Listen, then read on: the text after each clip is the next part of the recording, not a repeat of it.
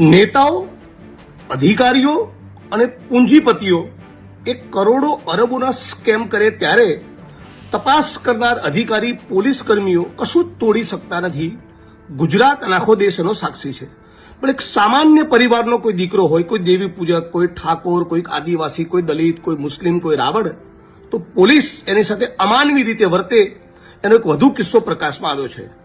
12 વર્ષના 13 વર્ષના રાવણ સમાજના બાલાસિનોરના એક દીકરાને, ધોરણ 9માં ભણતા દીકરાને બાલાસિનોરના પોલીસ ઇન્સ્પેક્ટર મિસ્ટર સોલંકી દ્વારા કથિત રીતે અમાનવી રીતે મારવામાં આવ્યો છે.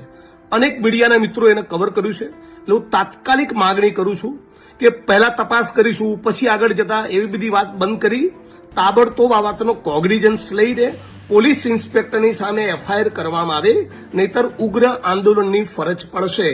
આ કહેવા પૂરતું નથી કહેતો. અને રાજ્યના તમામ નાગરિકોને 6.5 કરોડ જનતાને કહું છું, હવે તો તમે માનો છો ને કે આપણે એક સુરે કહેવું જોઈએ કે 13 વર્ષના રાવણ સમાજના દીકરાને મારનારા આ પોલીસ ઇન્સ્પેક્ટર અને એની સામે જે પણ સામેલ હતા એ બધાના પટ્ટા ઉતરી જવા જોઈએ.